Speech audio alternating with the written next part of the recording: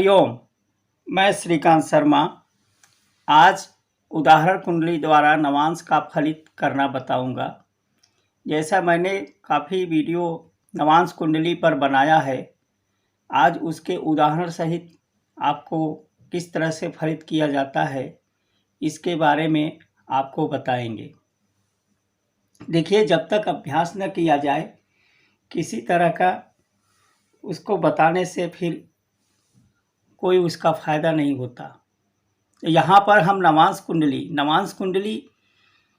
कुंडली का एक कुंजी होता है जिसके माध्यम से हम आसानी से पता कर सकते हैं किस प्रकार से जातक अपने जीवन में नवांश कुंडली और लग्न कुंडली को जब मिला करके हम देखते हैं तो फलित जो है 100% एक्यूरेट आता है, क्योंकि नवांश कुंडली रीढ़ की हड्डी है लग्न कुंडली का।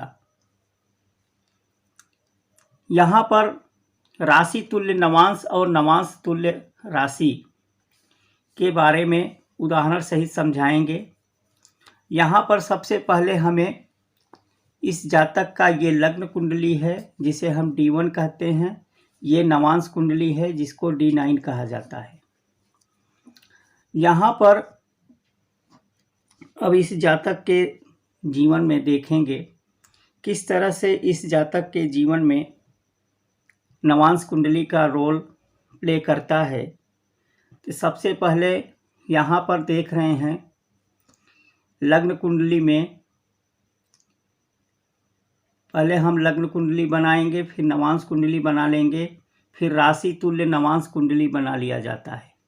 इसमें करना क्या है, जो हमारा राशि है यहाँ जैसे मीन राशि से शुरू हुआ है, जबकि हमारा नवांश जो है सिंह राशि का है, तो मीन राशि को लग्न मान करके, इस राशि को लग्न मान करके सारे ग्रहों को रख लेंगे, नवांश के सारे ग्रहों को रख लेंगे। इसे राशि तुल्य नवांश कहते हैं, क्योंकि नवांश को राशि के हिसाब से यहाँ पर फिट करके एक नया कुंडली बना लेंगे। तो यहाँ सारे ग्रहों को मैं इसमें रख लिया, सिर्फ इसके जो लग्न है उसको लग्न मान लिया। अब जो प्रथम भाव में होता है, इसे जैसे मैं पहले बताया हूँ, पहले भाव में जो होता है लग्नांश होता है, दूसरे भाव में जो होता है धनांश होता है, तीसरे में जो होता है ये भाई का भाव होता है तो धैर्यांश होता है, चौथे भाव को सुखांश, पंचम भाव को पंचमांश या संतान से जोड़ा जाता है, छठे भाव को रोगांश, सप्तम भाव को दारांश या सप्तमांश, अष्टम भाव को निधनांश, नवम भाव को लाभांश भाग्यांश, दसम भाव को कर्मांश, 11वें भाव को लाभांश और 12वें भाव को व्ययांश बोलते हैं। तो अब इसके जब हम राशि तुल्य में रख देंगे तो सारे हमारे यहाँ पे रखा जा चुका है। अब यहाँ पर देखेंगे, यहाँ पर जो अष्टम भाव है गुरु, ये हमारा जो है गुरु यहाँ पे बैठे हैं और इसके स्वामी नवांश कुंडली के जो राशिपति हैं, नवांश कुंडली का जो राशि है वह जो है सिंह राशि है। तो राशि तुल्य नवांश में यहाँ पर देखेंगे तो इसके छठे भाव में आ गया। नवांश कुंडली का राशि जो है यहाँ पे लग्न जो है छठे भाव में आ गया। यहाँ से देखेंगे तो ये 1 2 3 4 5 6 ये छठे भाव में आ गया, 6th हाउस में आ गया। कौन आया? नवांश कुंडली का लग्न। और लग्न कुंडली के जो स्वामी हैं वह जो है नवांश कुंडली के व्यय भाव में गया, ये व्ययांश में चला गया। अब इस जातक के साथ क्या घटित हुआ, ये जातक अपने संपूर्ण जीवन में यह जो है परेशान रहा। क्यों परेशान रहा? क्योंकि छठा भाव दुख का कारण होता है, शत्रु का कारण होता है, परेशानियों का कारण होता है। तो इस जातक के जो नवांश के स्वामी हैं, जो नवांश कुंडली के जो लग्न है वह छठे में चला गया और लग्न कुंडली के जो लग्नाधिपति हैं वह व्ययांश में चला गया। तो इस जातक को आजीवन संघर्षों का सामना करना पड़ा। इस तरह से एक दूसरे उदाहरण से समझते हैं। जैसा कि मैं पिछले वीडियो में बताया हूँ, डिस्पोजिटर किसे कहते हैं। जैसे यहाँ पर लग्न का डिस्पोजिटर मंगल है, चौथे भाव के डिस्पोजिटर चंद्रमा है, दूसरे भाव के डिस्पोजिटर शुक्र हैं, क्योंकि इसके स्वामी जो होंगे वो शुक्र होंगे। उसी प्रकार से नवांश कुंडली के जो चौथे भाव के स्वामी हैं, चौथे भाव का डिस्पोजिटर चंद्रमा होगा और पंचम भाव का स्वामी, जहाँ से संतान देखा जाता है, वहाँ से पंचम भाव के स्वामी सूर्य हुए।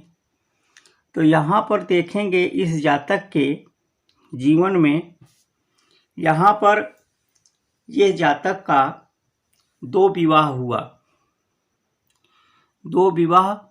एक पत्नी इनको डिवोर्स दे दिया तथा दूसरी पत्नी भी डिवोर्स दे के चली गई। अब इसे देखते हैं किस प्रकार से इस कुंडली में ये योग बनता है। जैसा कि हम जानते हैं, सप्तम भाव से प्रथम विवाह का विचार किया जाता है, फर्स्ट मैरिज का भी किया जाता है। तो सप्तम भाव के जो स्वामी हैं इस कुंडली में नीच का होकर अपने से छठे भाव में चला गया। यानी कि यहाँ से गिनोगे तो ये जो है 12वां भाव आएगा, अपने से व्यय भाव में चला गया और नीच का होकर के बैठा है, जिसके कारण और शुक्र सप्तमांश नवांश कुंडली में अपने ही नवांश में गया है। क्योंकि अपने ही नवांश में गया है, लेकिन इसके स्वामी यहाँ नवांश में गया है, लेकिन यहाँ पर जब देखेंगे तो यहाँ से गिनेंगे सप्तम भाव से, तो ये जो है अष्टम में चला गया। सप्तम से गिनेंगे तो ये वृषभ राशि हमारा यहाँ से 1 2 3 4 5 6 7 8 ये अष्टम में चला गया। क्योंकि इसके जो स्वामी यहाँ पे गए नवांश कुंडली में, तो स्वराशि क्या गया है तो अच्छा था, लेकिन इसके जो डिस्पोजिटर हैं, शुक्र के जो डिस्पोजिटर हैं, शुक्र के जो राशि स्वामी हैं, वो जो है यहाँ पर 8वें में चला गया, सप्तम से अष्टम में चला गया। इसलिए इस जातक को विवाह का सुख नहीं मिला।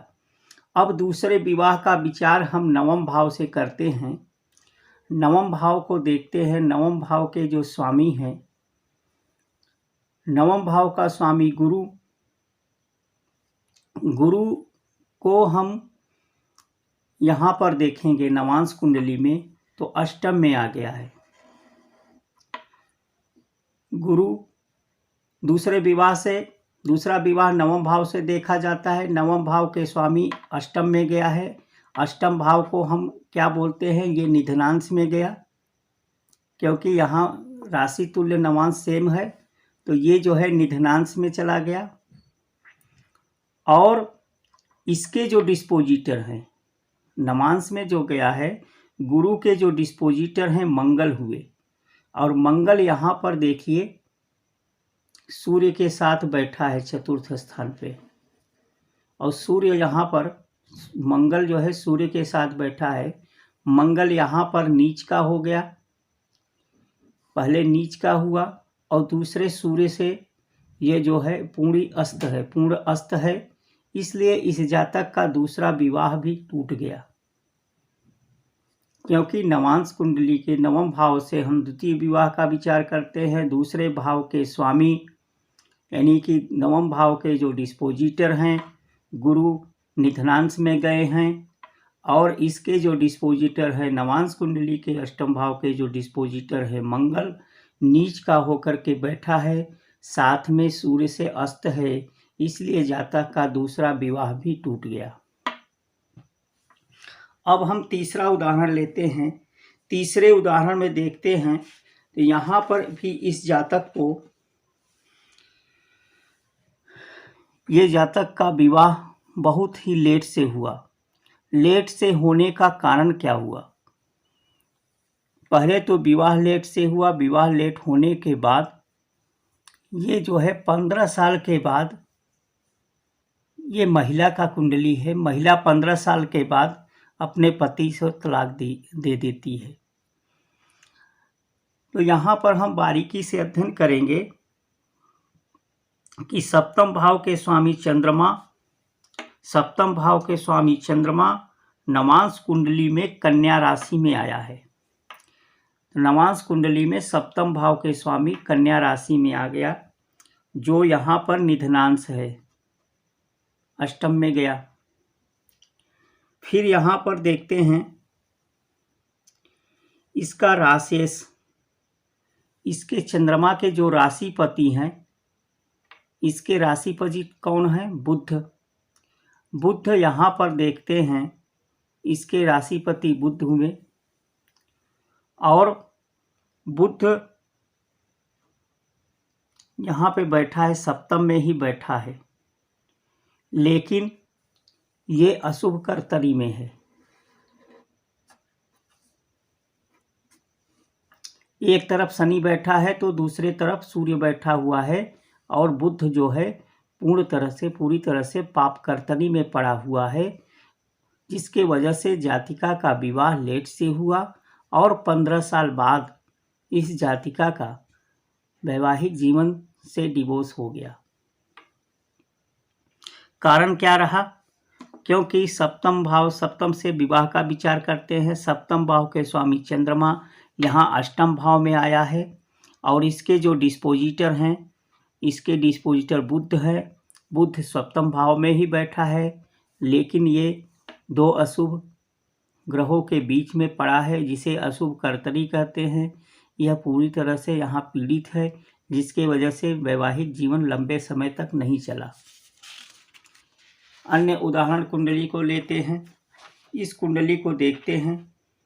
ये कुंडली एक ऐसे जातक की है जो आजीवन बीमारियों से ग्रसित रहा। यहाँ पर देखेंगे लग्न के 8वें भाव में, यहाँ लग्न के 8वें भाव में और नवांश में वह वर्गोत्तम हो जाता है। राशि कुंडली में लग्नेश 8वें भाव में है। राशि कुंडली में लग्नेश 8वें भाव में है। तो यहाँ पर राशि कुंडली के जो लग्नेश है गुरु को देखते हैं कहाँ है। तो इस कुंडली में हम देखते हैं कि राशिपति का जो स्वामी है, राशिपति के स्वामी शुक्र अष्टम भाव में गया है, और अष्टम भाव में जाने के बाद इसके जो राशिपति हैं, यानी कि शुक्र के जो डिस्पोजिटर हैं, शुक्र के डिस्पोजिटर गुरु हुए। गुरु नवांश कुंडली में ये जो है फिर अपने ही राशि में गया है, लेकिन यहाँ से जब हम राशि तुल्य नवांश से देखेंगे तो ये हमारा राशि तुल्य हुआ। यहाँ से गिनेंगे 1 2 3 4 5 6 7 8, यहाँ से भी अष्टम में गया, और यहाँ भी अष्टम में ही बैठा है शुक्र। और यहाँ पर जो शुक्र के जो डिस्पोजिटर हैं, यहाँ गुरु भी अष्टम भाव में बैठा है, जिसके कारण से जातक आजीवन असाध्य बीमारियों से पीड़ित रहा। अब इस कुंडली को हम देखते हैं। इस कुंडली में वैवाहिक जीवन सुखमय नहीं रहा। तो यहाँ पर हम देखते हैं सप्तम भाव का स्वामी बुध सप्तम में ही बैठा है, लेकिन नवांश कुंडली में यह जो है, इसके जो डिस्पोजिटर हैं, बुध के जो डिस्पोजिटर हैं, यहाँ पर नवम भाव में आया है। सप्तम भाव के स्वामी बुध स्वयं बुध के ही घर में बैठे हैं, लेकिन जो इसके डिस्पोजिटर हैं, इसके डिस्पोजिटर यहाँ पर नवम भाव में आया है। और बुध के जो डिस्पोजिटर हैं, बुध के डिस्पोजिटर शनि हुए। शनि यहाँ पर छठे भाव में बैठा है। छठा भाव जो लड़ाई झगड़ों का होता है, छठे भाव में शनि बैठा हुआ है, लेकिन सूर्य के साथ बैठा है। सूर्य यहाँ पे 23 डिग्री का है और शनि 28 डिग्री का है, जिसके वजह से शनि पूरी तरह से अस्त है, जिसके कारण इस जातक का वैवाहिक जीवन पूरी तरह से अस्त व्यस्त रहा और यह जातक डिवोर्स का शिकार हो गया। इस तरह से कुंडली में नवांश कुंडली और लग्न कुंडली को लगा करके ही देखें तो आपको सटीक उत्तर मिलेगा। कभी कभी क्या होता है, नवांश लग्न कुंडली में हमें बहुत अच्छा दिखाई देता है। जैसे इस कुंडली में बुध स्वराशि का है, शुक्र भी बैठे हुए हैं, जिसके कारण वैवाहिक जीवन उत्तम लग रहा है। लेकिन जब हम उसके नवांश कुंडली को देखेंगे, जैसे यहाँ पर बुध स्वयं स्वराशि का है, लेकिन इसके जो डिस्पोजिटर बुध हैं यहाँ पर शनि की राशि में बैठे हैं। बुध का जो डिस्पोजिटर है शनि है। शनि यहाँ पे छठे भाव में गया है। छठा भाव जो विवाद का होता है, लड़ाई झगड़ों का होता है, यहाँ पे सूर्य से अस्त होने के कारण इस जातक का वैवाहिक जीवन ठीक नहीं रहा। लड़ाई झगड़ा, कोर्ट कचहरी के सामना करना पड़ा तथा इसको डिवोर्स का सामना करना पड़ा। इस तरह से कुंडली आप जब भी देखें, लग्न कुंडली को नवांश कुंडली लगा करके देखेंगे तो आपको 100% रिजल्ट नज़र आएगा। कभी भी किसी का भी कुंडली का प्रेडिक्शन करना हो तो लग्न कुंडली के साथ साथ नवांश कुंडली का भी व्याख्या करना चाहिए। इन्हीं शब्दों के साथ आप हमारे चैनल को लाइक एवं सब्सक्राइब करें तथा किसी प्रकार का ज्योतिषी सलाह लेने के लिए आप हमारे व्हाट्सएप नंबर पर संपर्क कर सकते हैं। इन्हीं शब्दों के साथ विदा लेते हैं। हरि ओम।